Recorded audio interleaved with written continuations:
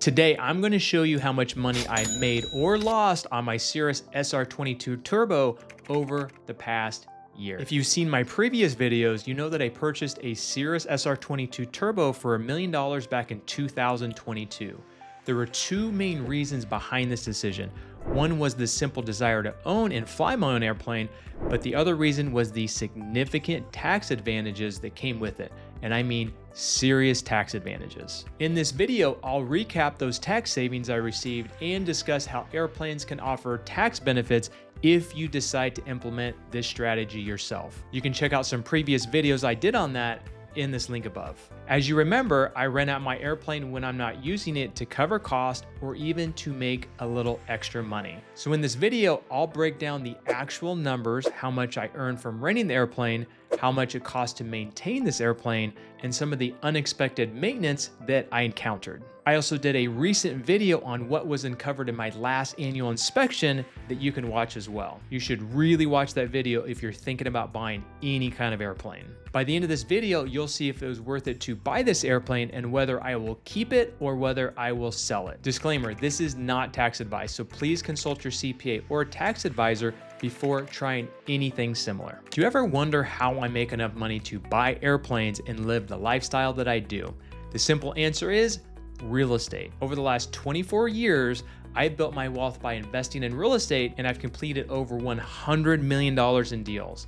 And here's the thing, I bet you'd love to learn how to make money from real estate too and do it hands off. If you have at least $50,000 to invest, I would love to help you get started. So book a call with my team and we'll show you how to put that money to work. Just go over to tonyjavier.com/REI and schedule a call. Remember, if you have at least $50,000 or more to invest, we are going to guide you.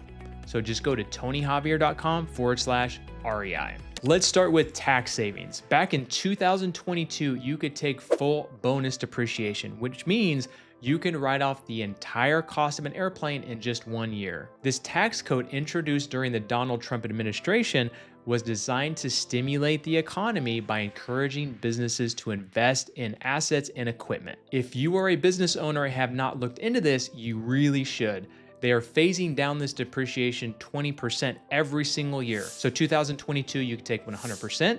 2023 was 80%, 2024 was 60%, and 2025 is down to 40%. But even though this has gone down significantly, it can still add some significant tax savings. And don't forget, there are some things you can still depreciate 100%, so make sure you see your tax advisor or CPA for this. So for an example, if I buy a piece of equipment this year for $100,000, I can write off $40,000 this year. So if my tax rate is say 50%, just rounding up, I can save $20,000 in taxes, which is big enough for a down payment, and I can use the rest of what I spent on that as depreciation over the next several years. And that length of time just depends on what kind of asset or piece of equipment that you bought. So for me to take advantage of this great tax code, I spent $1 million on an airplane. Since I was living in California at the time, my tax rate was about 50%, just rounding up for simplicity. That means I saved a whopping $500,000 out of the gate. Honestly, without this tax break,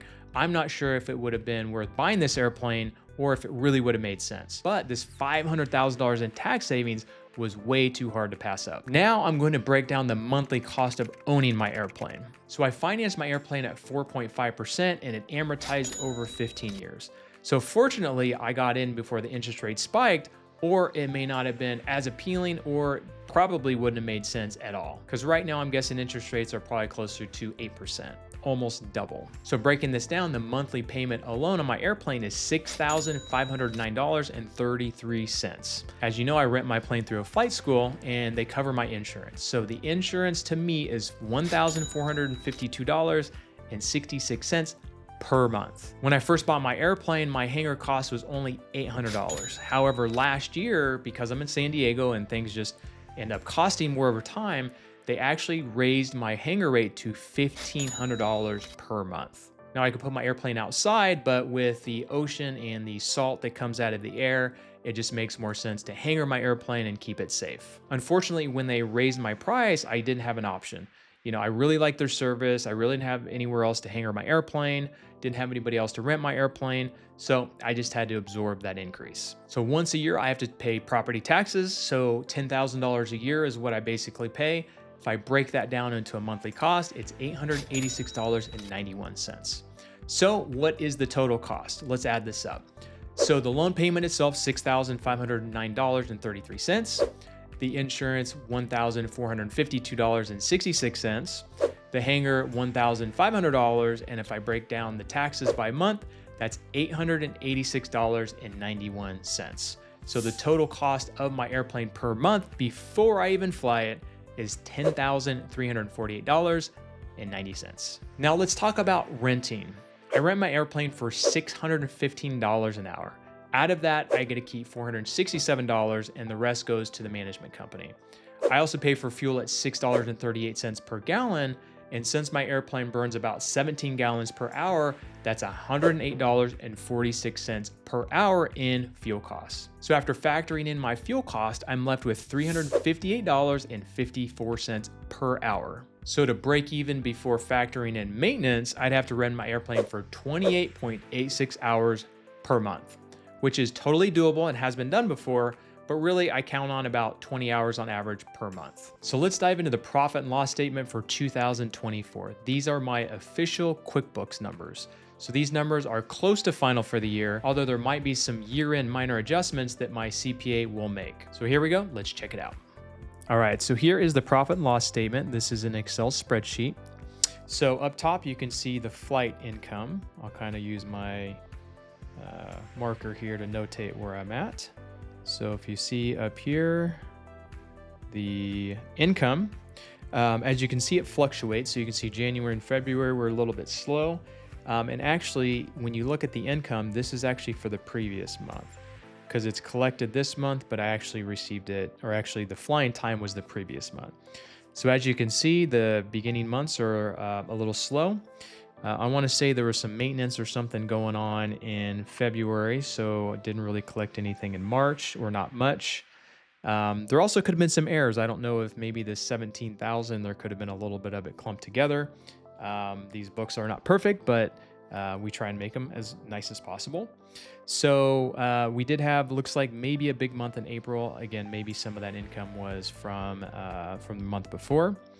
And as you can see, basically kind of when the weather kind of starts getting a little bit better at San Diego, but still kind of that time of year when people start traveling a little bit more. And then as you can see, it starts declining.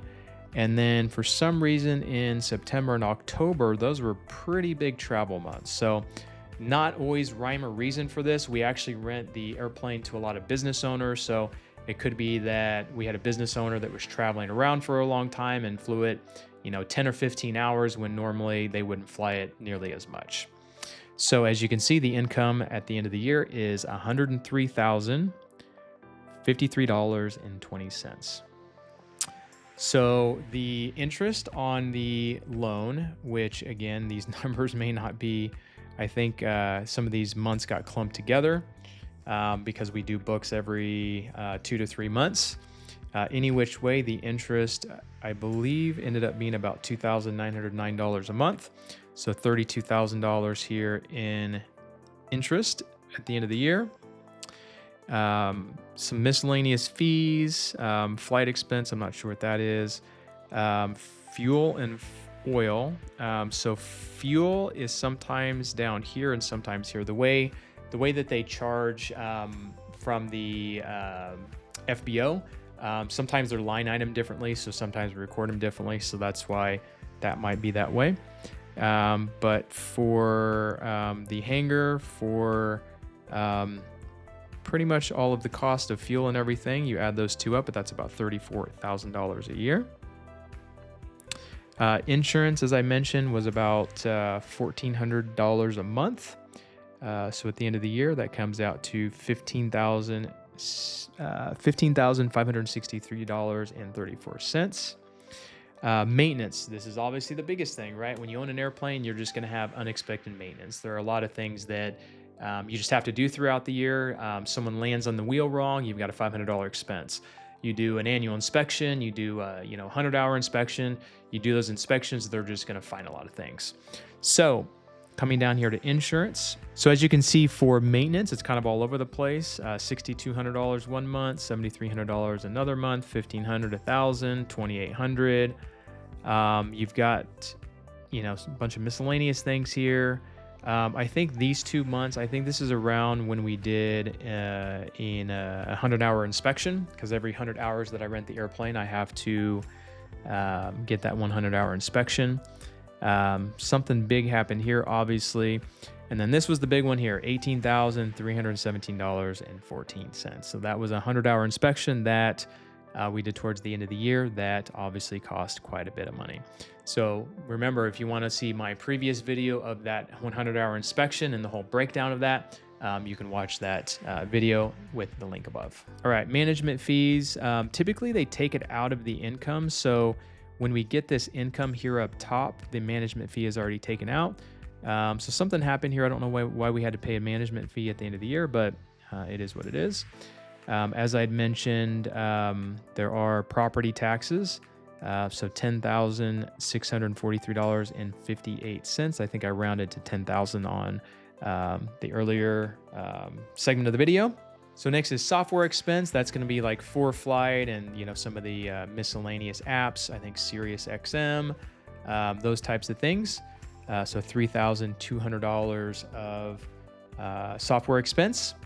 So the total expenses come out to $148,444.47, which leads to a grand total of, drumroll please, a net income of negative $45,391.27. So the big question is it worth it to keep the plane or should I sell it? I would love to know what you guys do. If you could comment below and let me know what you guys would do in this situation. First off, whether I sell this airplane or not, I plan on upgrading to a twin engine jet or a single engine turboprop. And I'll basically do the same thing I did with this airplane with that airplane. If you haven't seen it, I've actually compared many airplanes like the Cirrus jet, the Eclipse jet, or even the Phenom, as well as the TBM 850 and the Epic. So if you want to go check out those videos, I'm actually contemplating which airplane to buy next, either later this year or sometime next year. And the reason I do those videos is just to talk it out, compare those airplanes, and to get some feedback. So to wrap this up, I claimed the full depreciation and write-off on the airplane in 2022.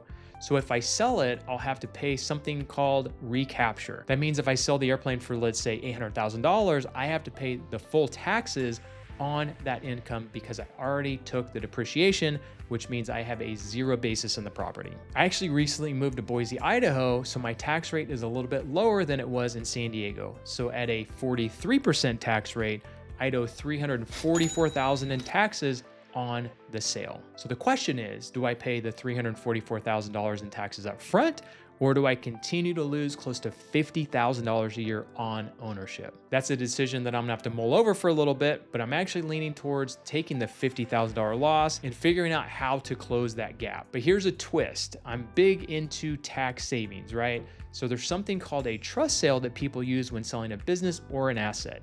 So again, I'm not giving tax advice here, but it's something I'm researching and something that maybe you can look into if you were to sell an airplane or sell a business. If it turns out something worth exploring more, I'll do another video on that. So on top of the tax savings and despite the losses, it is fun knowing that I own a cool airplane and it has forced me to make content like this to share, and it's a great conversation starter for those interested in aviation.